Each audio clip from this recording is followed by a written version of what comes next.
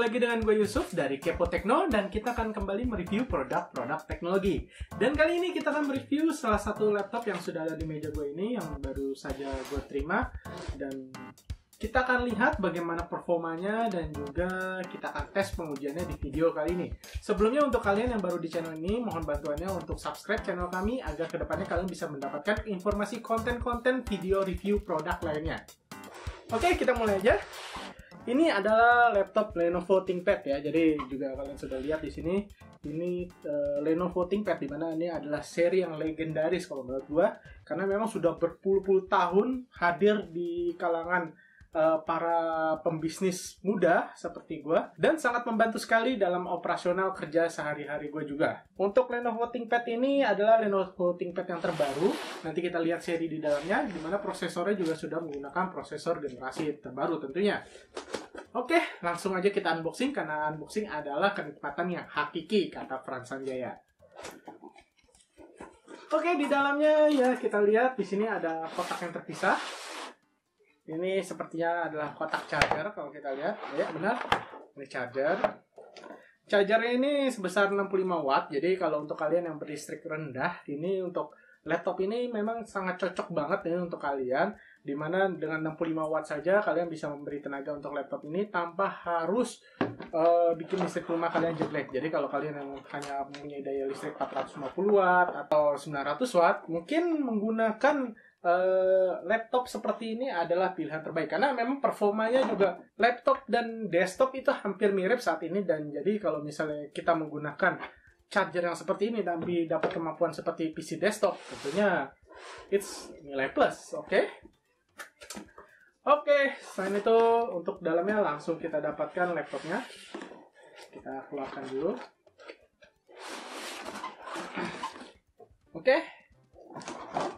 This is the laptop or notebook lah ya.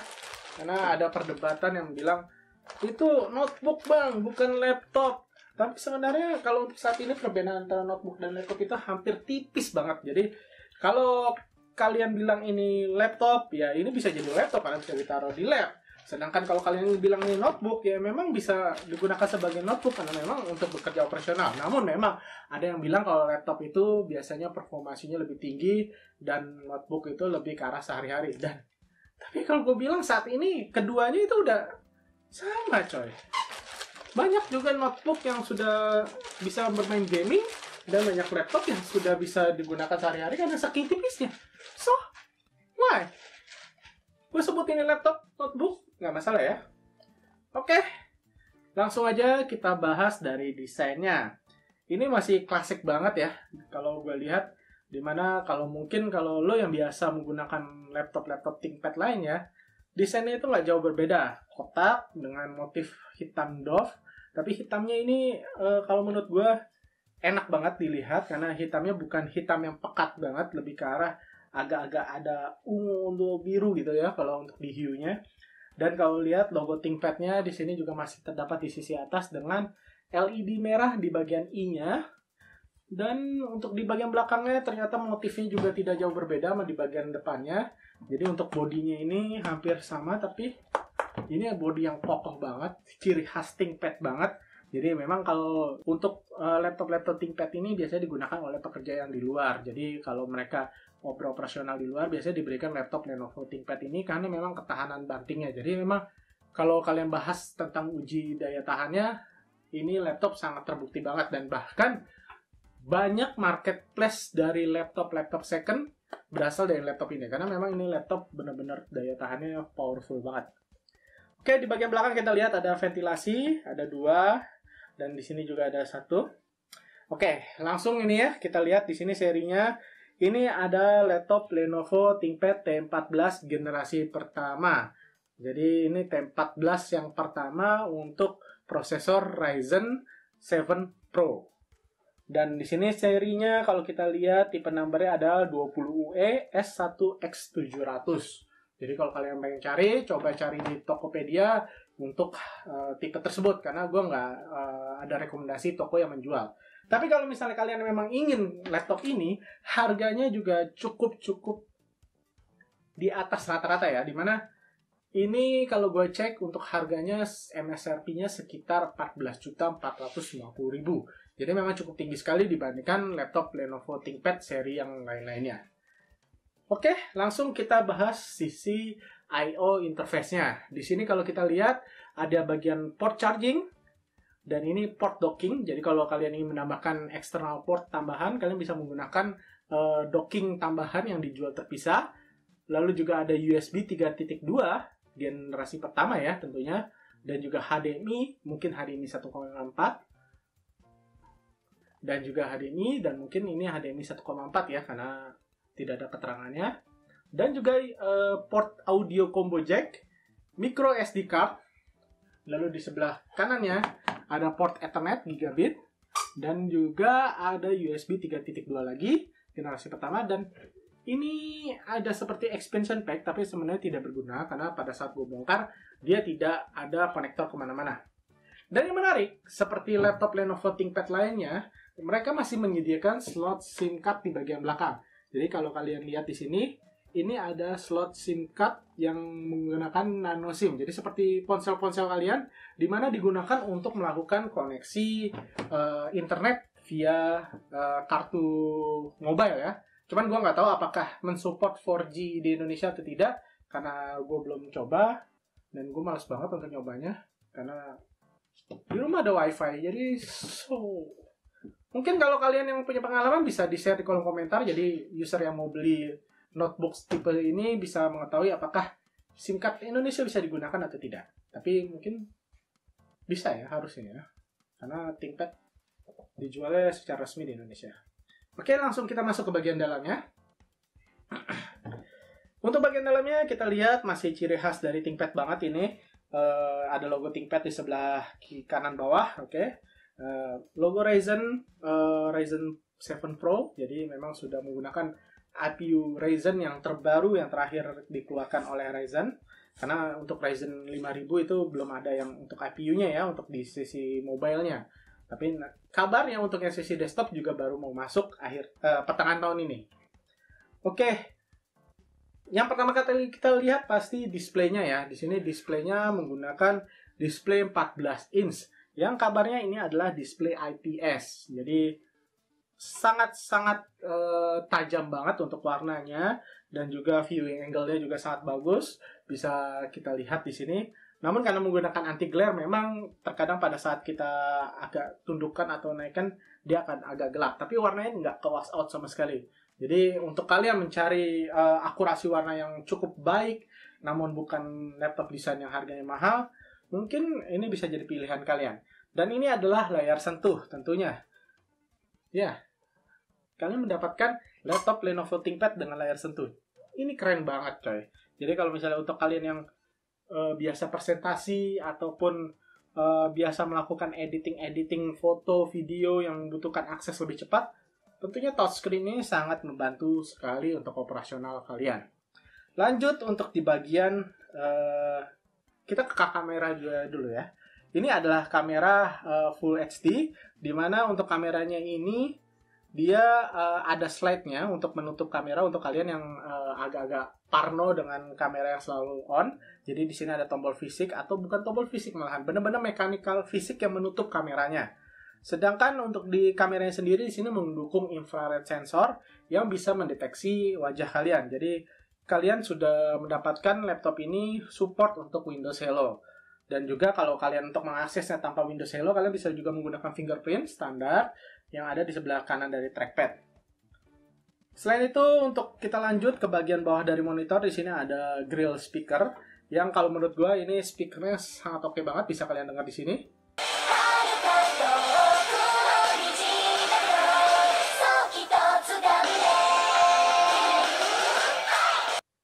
Ya, itu adalah suara speakernya, di mana di sini speakernya menggunakan teknologi dari Dolby Audio yang tentunya clear banget dan suaranya sangat kenceng banget kalau menurut gua.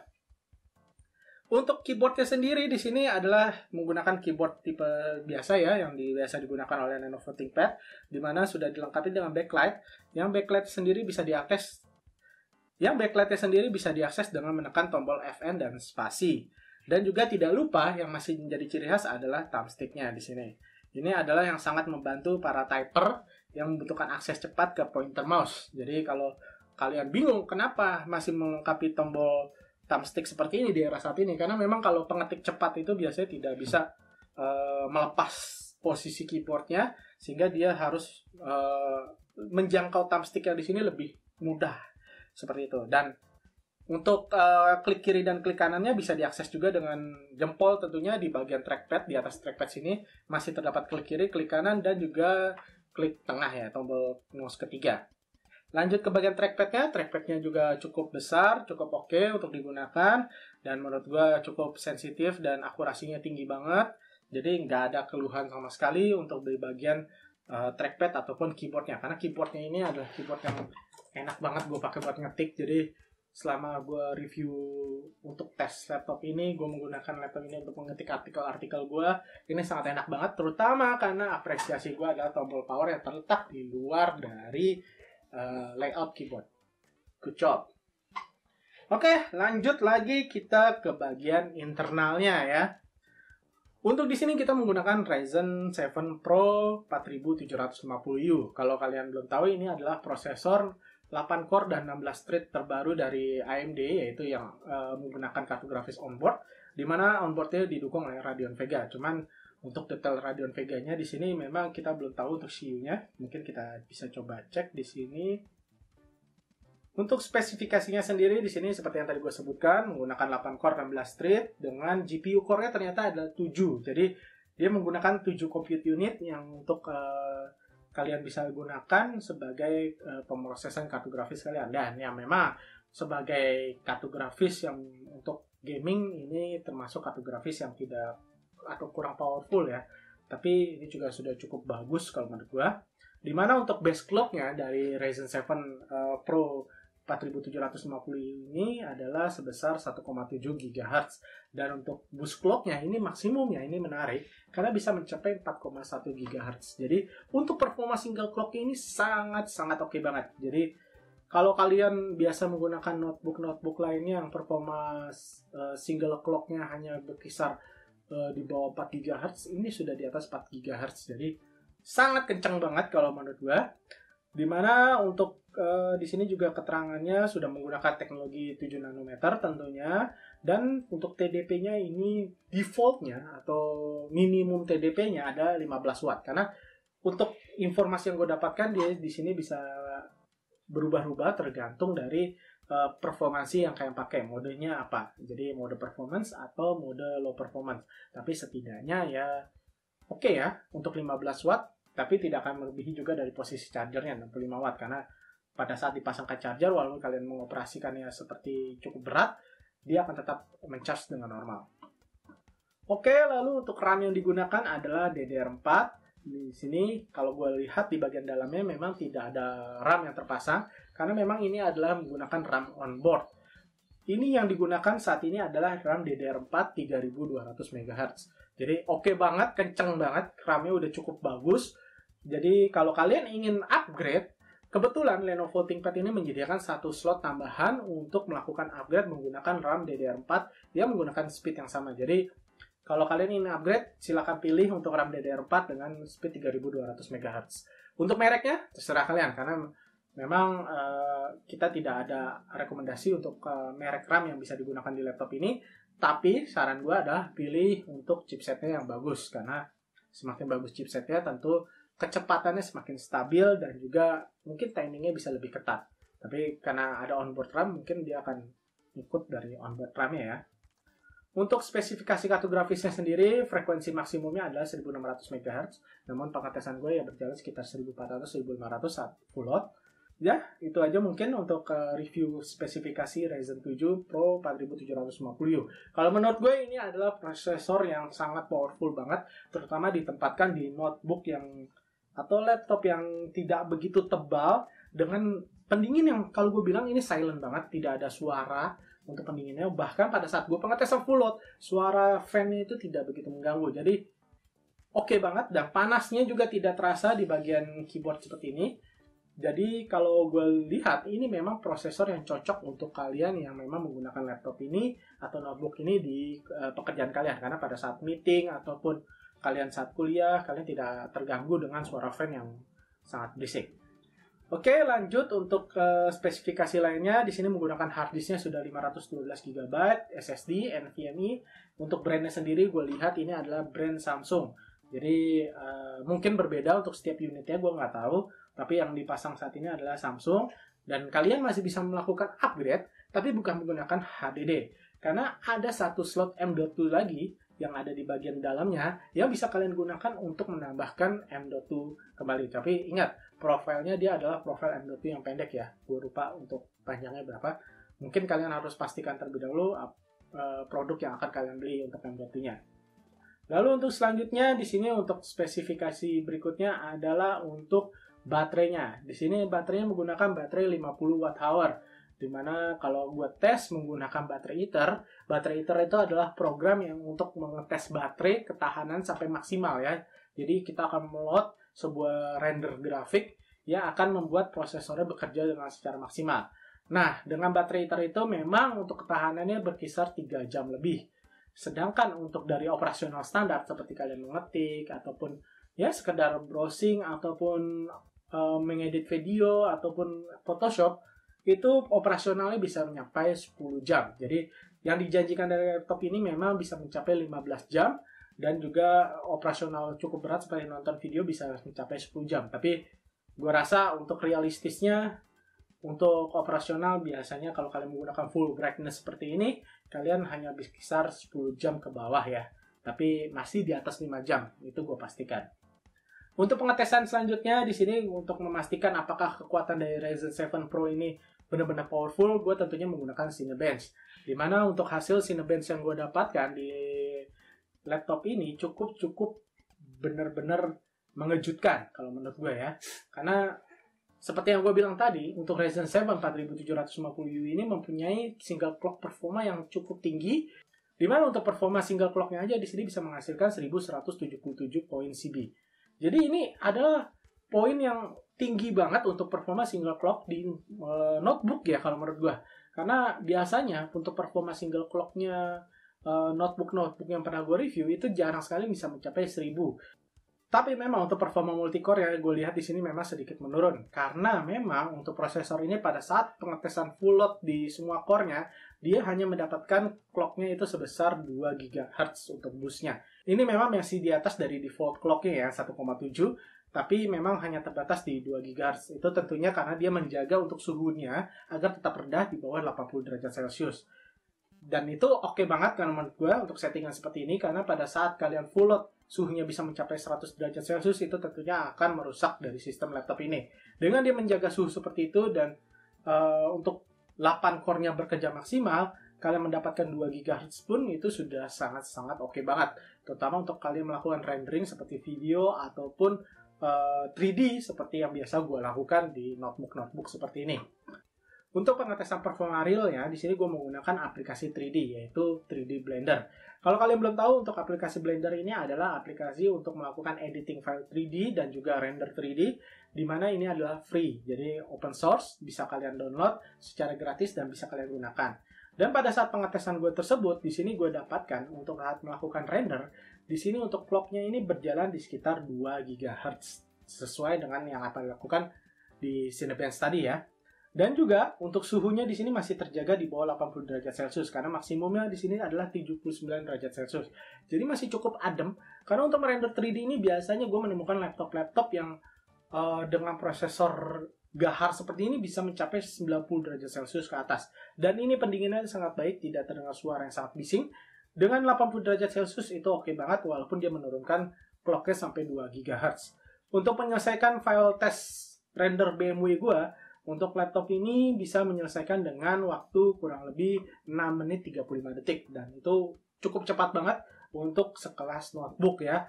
Karena untuk merender itu biasanya adalah pekerjaan yang paling berat untuk dilakukan oleh notebook. Untuk pengetesan selanjutnya di sini gue menggunakan pengetesan dari PCMark 10. Tapi untuk PCMark yang gue gunakan ini adalah PCMark untuk pribadi, bukan untuk yang industri, sehingga tidak ada baterai testernya. Untuk pengetesan gue di sini menggunakan pengetesan produktivitas standar, di mana skor yang dihasilkan adalah 3.700 dengan pengetesan esensialnya bisa mencapai 7.600 dan produktivitas sehari-hari bisa mencapai 5.800 dan juga untuk digital content creation-nya 3.100 dan itu kalau menurut gue udah cukup bagus banget, terutama untuk kalian yang memang merasa untuk performansi notebook itu harus bisa mengejar produktivitas yang sangat baik. Jadi ini sudah sangat baik sekali. Selanjutnya di sini tentunya kita akan ngebahas untuk performa gamingnya. Untuk game yang gue tes di sini adalah game dari Genshin Impact tentunya, karena gue juga nggak berani untuk ngetes game berat. Dimana untuk game Genshin Impact ini, untuk notebook ini bisa menjalankan dengan settingan low dan untuk resolusinya di 1080p, namun render scale-nya gue turunkan menjadi 0,8. Ini laptop bisa menjalankan game Genshin Impact itu dengan FPS-nya berkisaran 30. Jadi kalau kalian yang suka game Genshin Impact, notebook ini masih sanggup untuk memainkannya dengan adem bahkan, dan kalian bisa bermainkannya lama-lama karena baterainya juga badak banget. Jadi oke lah kalau kalian di sela-sela kerja kalian pada saat istirahat kalian ingin memainkan game, masih bisa juga di notebook ini. Selain itu untuk game berat gue tes adalah Kingdom Hearts 3. Dimana memang ini nggak game berat-berat banget ya, nggak seperti Cyberpunk, tapi untuk game Kingdom Hearts 3 ini cukup memakan resource. Dan di notebook Lenovo ThinkPad T14 ini bisa gue jalankan dengan settingan 720p low setting dan bisa mendapatkan FPS sekitar 27 sampai 25 FPS. Dan itu oke banget, terutama untuk game Kingdom Hearts ini memang game yang penuh aksi dan kalian membutuhkan performansi dari notebooknya sangat tinggi sekali. Oke, kesimpulan dari gue, laptop Lenovo ThinkPad T14 Ryzen 7 Pro 4750U ini memang laptop yang ditujukan untuk para profesional, di mana performa yang gahar dengan build quality yang kokoh ini adalah pilihan yang tepat untuk kalian, terutama untuk kalian yang biasanya sekarang adalah WFA. Tentunya pilihan untuk notebook dengan ukuran dimensi seperti ini adalah yang terbaik dibandingkan kalian harus memilih notebook gaming yang ukuran besar dan agak repot apabila harus dibawa-bawa.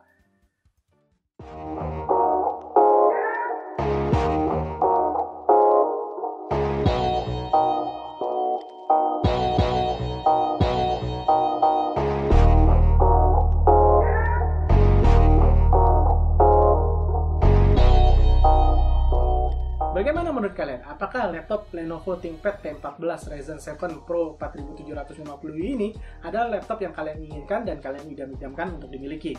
Tinggalkan komentar kalian dan jangan lupa bantu kami dengan klik like dan subscribe channel Kepo Tekno.